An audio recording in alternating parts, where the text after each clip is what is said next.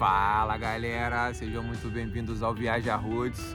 Vamos já direto ao que interessa e espero que vocês gostem, então sejam muito bem-vindos aí ao vídeo e vambora. Bom, galera, eu sou o Igor, eu tenho 36 anos, eu sou natural de Nilópolis, do Rio de Janeiro, e eu vou contar agora para vocês uma parte da minha vida aqui que está sendo muito importante, que foi para onde eu sempre direcionei minha vida, a conhecer o mundo, a sair de lá da onde eu vim. Esse vídeo aqui, a intenção não é me vangloriar ou falar tipo, nossa, eu fiz isso, somente eu fiz aquilo. É tipo mostrar pra vocês como é que é possível, mesmo você tendo aí, ó, eu sei que isso aí tem milhões na internet, várias pessoas já falam sobre isso, sobre esse tipo de assunto, como é possível viajar o mundo aí, sair fazendo as coisas sem muitos recursos. E eu sou mais um desses, então eu vou começar com a minha história desde o princípio. Bom, eu viajava com os meus pais para Ilha Grande, lá no Rio de Janeiro, e a gente acampava mais ou menos 3, 4 vezes por ano. Quando eu era bem pequeno já, eu lembro, eu tenho uma foto minha que eu vou até postar aqui para vocês verem, quando eu já devia ter por uns 4 a 5 anos de idade, mas a gente já viajava, eu já devia ter 2 anos, segundo a minha mãe, eu já me lembro, óbvio. Mas dessa aí eu lembro sim, a gente tem as fotos de lá da época, e era uma época que a Ilha Grande não tinha nem energia elétrica, ou seja, isso foi lá para 93, 1994, foi quando aí começou essa semente, né? A semente da viagem foi plantada na minha cabeça e eu adorava, eu ficava lá na praia, curtindo com a família, acampando, não tinha nem luz, a gente usava lampião, ia os amigos dos meus pais, os meus tios, era toda uma grande festa. E daí começou tudo, né? Começou a minha personalidade, eu acho que ser moldada, porque eu estava sempre no meio dessa galera e posso até dizer assim, né, que a galera parecia ser meio hippie e tal, essa época da Tropicália. Então o que eu fiz?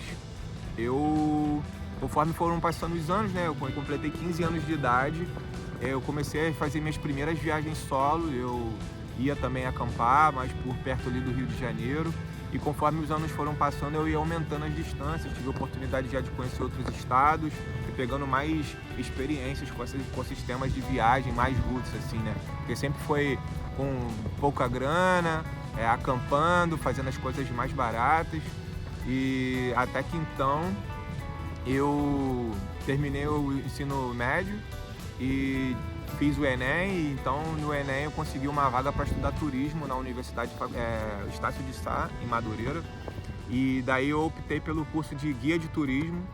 Eu fiquei estudando lá com eles lá, me formei, e após a formação eu vi a necessidade que para entrar no mercado de trabalho eu precisava aprender um outro idioma.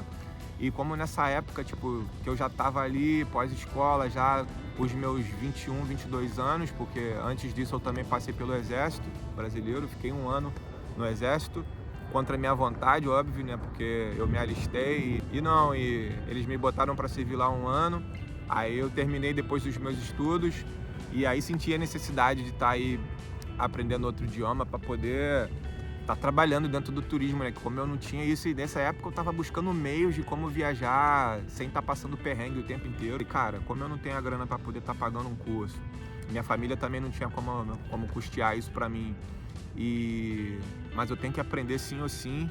Aí a gente ficava ali na internet, tentava aprender uma coisa ou outra, bem o básico ali, mas claro que quando você está estudando sozinho e aprendendo o primeiro idioma sozinho, você ainda não tem esse entendimento de como sua cabeça funciona para aprender determinados tipos de coisa. Eu juntei tudo que eu tinha, que já não era muito. Nessa época também eu já fazia o evento Radiola Cultural, lá em Nilópolis, com outros amigos meus lá, que a gente tinha nossa banda. E sempre já com a música já começava a entrar um dinheirinho. Não era muito, mas eu consegui. Num determinado dia, após o show, eu tomei essa decisão. Eu falei, cara, eu vou viajar com esse dinheiro aqui que eu ganhei hoje, que foi um dos nossos melhores dias, né, com a Radiola. Eu ganhei, eu lembro até hoje, foram R$300 e foi o dinheiro que eu parti. Eu saí, minha mãe me perguntava, mas pra onde você vai agora? Eu falava, e todo final de ano eu acampava, né? Eu ia pra Praia do Sono, pra Ilha Grande, pra algum lugar assim, sempre na parte de dezembro. E eu lembro como se fosse hoje, que eu tava procurando um destino e eu aficionado por isso de viagem, buscando uma forma de qualquer jeito de aprender outro idioma, de estar viajando, de estar saindo dali daquele local onde eu nasci, onde eu fui criado, dessa realidade, né? eu achei um grupo chamado Mochileiros ainda no Facebook. E lá eu vi uma galera, tipo, pilhando de fazer uma viagem até o Ushuaia. Eu nunca nem tinha ouvido falar do Ushuaia antes. E eu pesquisei, comecei a trocar ideia com o pessoal, eles tinham lá o WhatsApp do grupo e eu entrei. E foi aí onde eu conheci a Isa e o Marcos. Eu vou postar depois aí uma foto com eles também, durante essa viagem que eu fiz.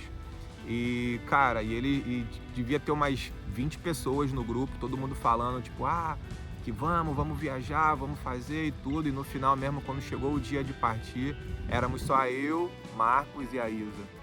E a Isa já estava na viagem dela, ela já estava pelo Uruguai, se eu não me engano, ela já tinha saído uns dias antes, já para começar a viagem. O Marcos ainda estava em casa, o Marcos mora no Paraná e eu do Rio de Janeiro. Então eu saí, sem conhecer essas pessoas ainda, acreditando mesmo que ia fazer. Saí eu de Nilópolis, do Rio de Janeiro, Baixada Fluminense, com R$300, um violão, uma mochila e um sonho. E vambora.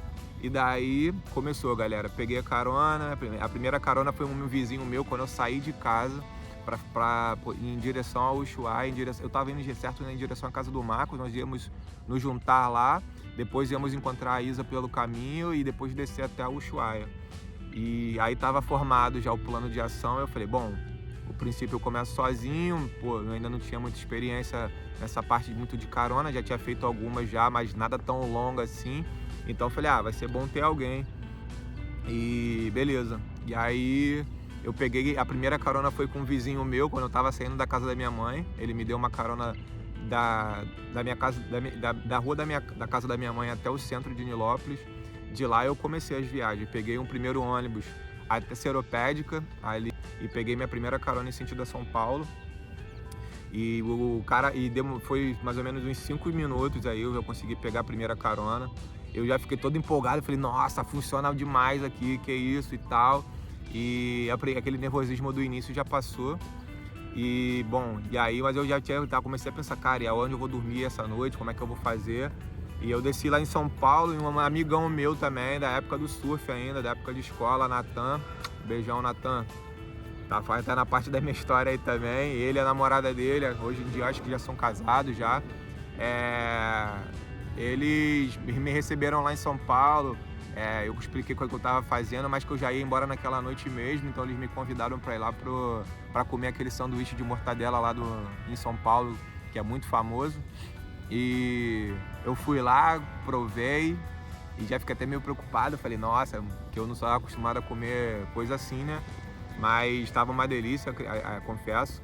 E nada, e daí parti viagem, consegui pegar um ônibus até a saída em direção ao Paraná e fiquei lá, passei a noite numa Polícia Federal, perto, acampado, dormindo ali na Polícia Federal, ali no meio da estrada, tentando, com a esperança de pegar uma carona no dia seguinte de manhã cedo, em direção a Cascavel.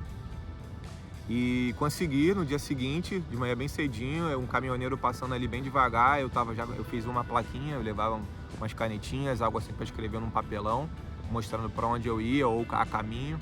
E foi aí que eu peguei minha primeira carona no caminhão e que me deixou lá no Paraná, não em Cascavel, mas próximo.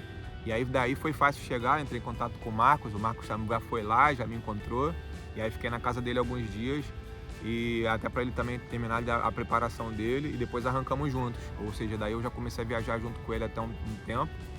E fomos encontrar com a Isabela Caiô já na Argentina. Ela foi pela parte do Uruguai, nós descemos por Misiones. E daí fomos para Buenos Aires. Chegamos em Buenos Aires, já começamos a fazer tudo isso aí para preparar para ir para a parte fria, né? Que lá mesmo no verão é bastante frio. E nesse meio caminho nós conhecemos uns caminhoneiros que eles têm um trabalho que eu nunca tinha nem ouvido falar. Que, por exemplo, no Brasil tem as montadoras de ônibus, esses ônibus particulares que faz turismo, e uma empresa chilena comprou, acho que 7 ônibus desse no Brasil. E uma das caronas foi com um desses caras, eles estavam levando uma mercadoria e falaram, a gente vai passar aqui nessa rotunda tal dia, tal hora, com 7 ônibus, se vocês estiverem lá, a gente leva vocês até Punta Arenas, que é a última cidade no extremo sul do Chile. E a gente ficou, nossa, muita sorte, mais sorte que isso e não existe. Eu falei, não, calma, é Deus isso aí, porque já estava prometido. Quando eu saí lá de Nilópolis, eu antes de viajar, minha família tem vínculo com a igreja evangélica, eles são evangélicos e eles me chamaram para receber uma oração. E eu fui lá, assim, sem saber entender muito como é que é isso. E nessa oração tem uma senhorinha lá que chama Irmã Nilza, muito conhecida lá também, perto da casa da minha mãe, porque ela tem uns lances sobrenatural, cara, que a gente não tem como explicar. Você que acredita, que não acredita, beleza, é a minha experiência que eu tô contando aqui, minha história de vida. Não tô aqui para evangelizar ninguém. Acredita quem quer, a salvação individual. Eu tenho a minha crença. Eu não vou dizer que eu sou evangélico, mas eu tenho muita crença em Deus. Mas eu fui lá de coração aberto, recebi, eu falei, opa, se é bênção, eu quero. E tinha acabado de tirar meu passaporte, meu primeiro passaporte, eu tinha acabado de recebê-lo. E eu botei no bolso de trás da calça e fui lá receber essa bênção. E ao chegar lá, era uma senhorinha já, devia ter uns lá para 70 anos, 60 e poucos anos.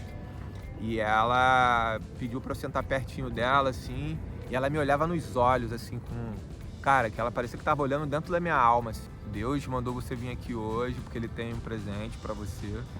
E não se preocupa não, eu nem sei o que é isso. Eu sei que está contigo, porque Deus já está me falando aqui. E você vai viajar muito ainda. Tu vai fazer umas viagens mais curtas e uma viagem longa. E não se preocupa com o dinheiro, não se preocupa com nada. E nessa época eu ainda estava aprendendo a tocar violão, né? Então ela chegou pra mim e me perguntou assim, Igor, tu tem algum dom? Aí eu falei, pô, irmão Nilza, dom é muito vago, como é que eu vou falar um dom meu? Ela olhou pra mim assim bem e falou, tu toca algum instrumento? E pouco tempo antes, o meu irmão tinha comprado um violão para aprender a tocar na igreja. E ele viu que pra ele tava meio complicado, lance de horário também, e então o violão novo na caixa, acabou deixando de lado por um tempo. E eu já um tempo antes, assim que ele comprou, eu já ficava assim, quando eu tiver um tempinho eu vou aprender, eu vou tocar esse negócio aí. E aí eu comecei a aprender e ela me perguntou isso. Eu falei, dona Nilza, eu tô aprendendo a tocar violão. Ela falou, meu filho, não se preocupa não, que tu vai viajar muito, tu vai tocar muito ainda na rua, tu vai viajar longe com a música. E eu fiquei, nossa, fiquei nesse dia maravilhado pelas coisas que ela me falou, ela me orou meu passaporte. E aí, como eu contei anteriormente, pouco tempo depois que rolou esse projeto de música lá em Nilópolis, eu viajei e voltando para a parte que eu já estava em Buenos Aires, a gente tocava também na rua para juntar dinheiro, para conseguir se alimentar, porque a ideia da música era essa. Eu chegava nos lugares, eu apresentava a cultura brasileira, eu tocava músicas brasileiras o tempo todo, eu tinha uma bandeirinha do Brasil comigo, eu tinha um cartaz dentro onde a pessoa depositava o dinheiro, estava escrito amor ali, ou seja, a pessoa estava doando só, e eu botava outros cartazes também explicando qual era a ideia da viagem. Eu vou botar umas fotos aqui para mostrar para vocês como é que era. E como eu estava viajando sem dinheiro pela América do Sul e tudo, explicando os motivos, porque eu não estava pedindo. Eu estava ali tocando, se melhorasse o seu dia, se te apresentasse uma coisa nova que você gostasse, beleza. Se você pudesse ajudar a viagem, compartilhando às vezes só um sorriso já estava valendo também. Mas claro, a grana que entrava era para eu me alimentar, era para eu poder, às vezes em alguns lugares para você tomar um banho, você precisa também estar pagando. Era para continuar, né, a viagem. E galera, eu fiz, foram 6 meses, mais ou menos 15 mil quilômetros rodados de carona.